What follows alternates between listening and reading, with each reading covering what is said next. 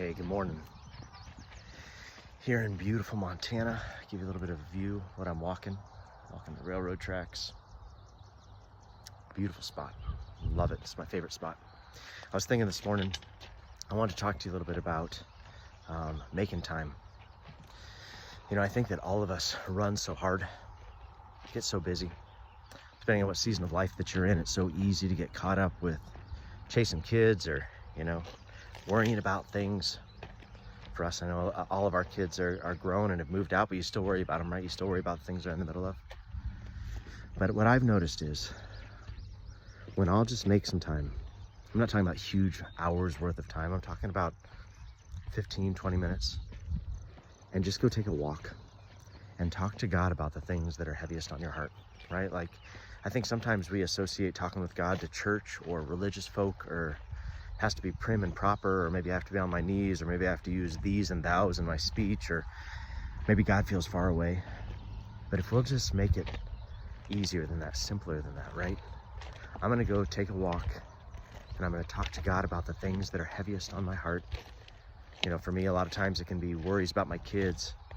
We've got big things going on in several of the businesses that I own, and so there's money crunch and there's stress about opening this new location and development, all the different pieces of it. It can be stressful, it can be overwhelming.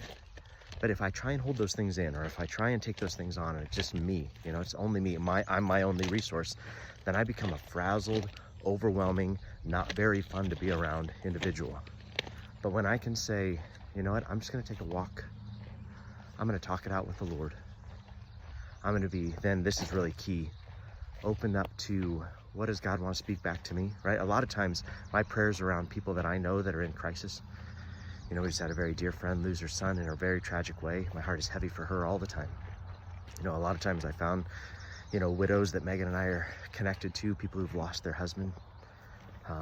Those are people that we need to be mindful of. Those are people we need to be watching out for, not just when the tragedy happens, but looking out for the years to come, and make sure that we're in their lives and encouraging them, so God will put people on my heart. And as I'm walking and talking to the Lord about those people, and then open myself up to hearing things for those people, and then giving them, just dropping them something simple, right? A quick voice memo, right? By text, or if you're on some sort of instant message app where you can leave a voice memo a different way, but just like dropping encouraging words to people, praying over people. It doesn't have to be long, it doesn't have to be flowery, it doesn't have to be amazing. It's just, hey, I'm thinking of you. These are the things on my heart. As I was praying for you, just encouraging words. We all need those things, right? We all need that pickup. We all need that lift. But I've just found when I'll just take some time and just quiet down, talk things over with the Lord, listen for things he has for me and for the lives of the people I love, and I give those things out, it leads to a full life.